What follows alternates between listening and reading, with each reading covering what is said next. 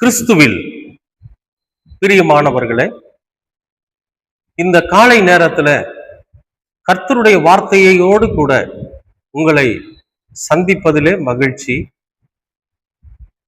இன்றைக்கு கர்த்தர் கொடுக்கிற வார்த்தை என்னன்னா, லூக்கா 12ஆம் அதிகாரம் 25வது வசனம்.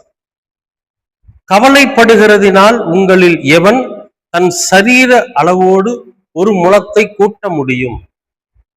கவலைப்படுகிறதினால் உங்களில் எவன் தன் சரீரத்தை அளவோடு ஒரு அடி கூட்ட முடியும் அப்படின்னு சொல்லி கேட்கிறார். ஒரு நல்ல கேள்விதான். இப்ப நம்ம 6 அடி இருக்கிறோன்னு வச்சுங்க, கவலைப்பட்டுன்னா 7 அடி ஆயிரும்னா அல்லது 5.5 அடி ஆயிரும்னா? இல்ல, ஒன்னும் கூட்டவும் முடியாது, குறைக்கவும் முடியாது. ஆனா கவலையாத்தான் இருக்கு. சரி, இன்னைக்கு நம்முடைய வாழ்க்கையில எது எடுத்தாலும் நமக்கு கவலை நம்மை பற்றிக்கொள்வது, தொற்றிக்கொள்வது. ரொம்ப எதுக்கு எடுத்தாலும் சரி, ஏன் ஒரு மாதிரி சோகமா இருக்கிறீங்க அப்படிம்பாங்க. அப்ப ஏதோ ஒரு காரியத்தை சொல்றப்ப, சரி நீங்க ஒன்றும் கவலைப்படாதீங்க, அதுக்கான ஏதோ ஒரு வழியில கடவுள் உங்களை வழி நடத்துவார்னு சொல்லி அநேகர் சொல்றத நாம கேள்விப்பட்டிருக்கிறோம். இன்றைக்கு நான் அதைத்தான் சொல்றேன்.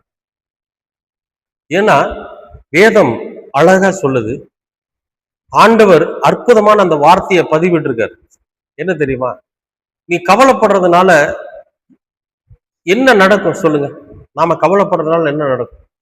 நம்ம சரீரத்தை கூட்ட முடியாது, குறைக்க முடியாது. ஆனா ஒரு விஷயம் இப்பெல்லாம் நடக்குது. என்ன தெரியுமா? ரொம்ப கவலைப்பட்டுக்கிட்டே இருந்தோம்னா டிப்ரெஷன் சொல்லுவாங்க. நம்மளை அறியாமலே நம்முடைய ரத்தம் சூடேறு, நம்மை அறியாமலேயே நம்முடைய ரத்தம் சூடேறி வேகமா ஓட ஆரம்பிக்கும். என்ன நடந்துருமோ ஏது நடந்துருமோ அப்படிங்கிற படபடப்பு நமக்குள்ள ஏற்படும்.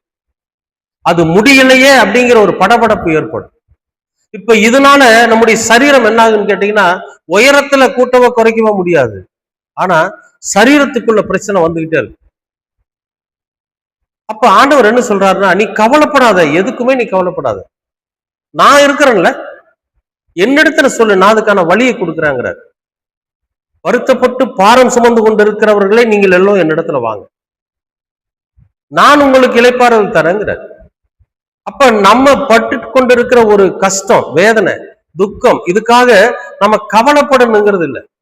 நீங்க எதை குறிச்சும் கவலைப்படாதீங்க.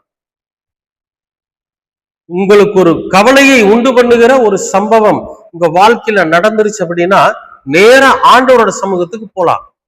கர்த்தரோட சமூகத்துல உட்கார்ந்து, இப்படி ஒரு சம்பவம் நடந்துருச்சுங்க ஆண்டவரே, இதுல இருந்து நான் விடுவிப்பதற்கு எனக்கு ஒரு வழி சொல்லுங்க, இதுல இருந்து நான் விடுவிக்கப்படணும் அப்படின்னு சொல்லி ஆண்டவரோட சமூகத்துல நாம உட்கார்றப்போ கர்த்தர் அதற்கான வழியை காண்பிப்பார். நீங்க காட்டு புஷ்பங்களை பாருங்க, அது கவலைப்படுதா? பறவைகளை பாருங்க, கஷ்டப்படுதா?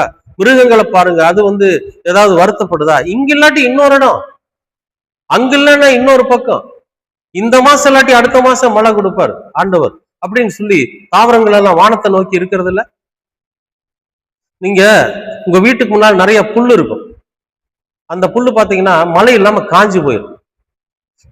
நாமெல்லாம் நினைப்போம், இப்படி ஆயிடுச்சு, மழை இல்லாதனால இங்க பாருங்க புல் பூண்டெல்லாம் காஞ்சி போயிடுச்சு பாருங்க. அப்புறம் ஒரு 3 மாசம் 4 மாசம் கழிச்சு நல்ல அடமழை வந்துச்சுன்னு வச்சுங்க, அதே புற்கள் மறுபடியும் உயிர் பெற்று நிற்கும். அதே இடத்துல நம்ம பாக்குறதுக்கு மேல இவ்வளவு 1000 புல்லு முளைச்சிருக்கு. ஏன்? அது இடத்த மாத்திக்கிறது இல்லை, அது தன்னுடைய வாழ்க்கையை முடிச்சுக்கிறது இல்லை, அடுத்த மழை வர்றப்ப செழிப்பாயிரும். அப்ப நாம மட்டும்தான் வாழ்க்கையை மாய்த்து கொள்ளுகிறோம். கவலைப்பட்டு நம்முடைய சரீரத்தை ஒடுக்கி கொள்ளுகிறோம். ஆண்டவர் சொல்றாரு, நீங்க கவலைப்படாதீங்க, அதனால ஒண்ணும் நடக்க போறது இல்லை. நீங்க கவலைப்படுறதுனால எதுவும் நடக்க போறது இல்லை. அந்த பிரச்சனைக்கு உண்டான ரெமிடி என்ன, அதிலிருந்து வெளிவருவதற்கான வழி என்ன, இன்னைக்கு நம்மை கவலைப்படுத்தி கொண்டிருக்கிற அந்த சம்பவம், அந்த செயல், அதற்கான காரணம் என்ன? ஆண்டவரோட சமூகத்துக்கு போங்க. எந்த விஷயம் உங்களை கவலைப்படுத்துகிறதோ அதுக்காக கர்த்தரோட சமூகத்தில் உட்கார்ந்து ஜெபம் பண்ணுங்க. நிச்சயமாகவே அதுல இருந்து உங்களுக்கு விடுதலை கொடுப்பார். நான் நேற்றைய தினத்துல ஆண்டவரோட சமூகத்துல ஒரு விண்ணப்பம் வச்சுட்டு வந்திருக்கிறேன்.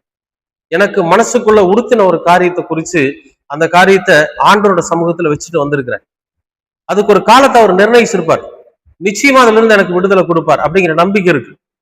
அந்த விடுதலை பெற்ற உடனே நான் என்ன காரியத்துக்காக ஆண்டவரோட சமூகத்துக்கு ஜெபம் பண்ணினேன், அவர் எனக்கு எப்படி விடுதலை கொடுத்தாருங்கிற சாட்சியோட நான் உங்ககிட்ட ஒரு நாள் கண்டிப்பா இந்த காணொலியை பதிவிடுவேன். ஆனா இன்னைக்கு சொல்றேன், ஆண்டவரே நாங்க எதை குறிச்சும் கவலைப்பட மாட்டேன்.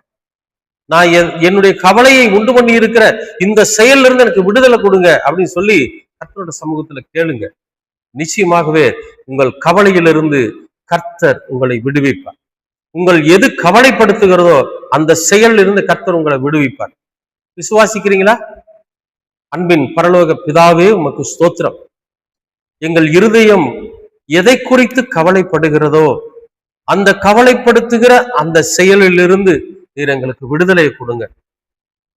ஒருவேளை கடன் பிரச்சனையா, அல்லது வியாதி பிரச்சனையா, அல்லது குடும்ப பிரச்சனையா, குடும்பத்துல சமாதானம் இல்லையா, பிள்ளைகளுக்கு திருமண காரியங்களா, அல்லது மகன்களுக்கு வேலை காரியமா, எந்த காரியமாக இருந்தாலும் ஏற்ற காலத்துல கர்த்தர் அதை நன்மையாய் மாற்றி தருகிற கர்த்தர். மரங்களுக்கும் பறவைகளுக்கும் பூக்களுக்கும் போஷிக்கிற நீர், காகங்களுக்கும் குருவிகளுக்கும் போஜனம் கொடுக்கிற நீர், எனக்கும் கவலையிலிருந்து விடுதலை கொடுங்க ஆண்டவரே. என் இருதயத்தை கவலைப்படுத்துகிற அந்த பொல்லாத காரியத்திலிருந்து நீர் எங்களுக்கு விடுதலையை தார். கவலைப்பட்டு கொண்டிருக்கிற ஒவ்வொரு சகோதரனும் சகோதரியும் விடுதலையாகும்படியாக கர்த்தர் செய்யுங்க. அவர்கள் கவலைப்பட வேண்டாம். நீங்களே தான் சொல்லியிருக்கிறீங்க, சந்தோஷமா இருங்க, எப்பொழுதும் சந்தோஷமா இருங்கன்னு சொல்லியிருக்கிறீங்க. நாங்க சந்தோஷமா இருக்கணும்னா இந்த கவலை எங்களுடைய இருதயத்தை விட்டு போகணும். இந்த கவலை இருதயத்தை விட்டு போகணும்னா இந்த கவலையை உண்டு பண்ணுகிற அந்த செயலில் இருந்து எங்களுக்கு விடுதலை வேணும். நீங்க தருவீங்க, நாங்க விசுவாசிக்கிறோம், முழு நம்பிக்கையோட இருக்கிறோம். கர்த்தர் நீர் விடுவிப்பீராக. இயேசு கிறிஸ்துவின் வழியாய் கேட்கிறோம் நல்ல பிதாவே. ஆமேன், ஆமேன், ஆமேன்.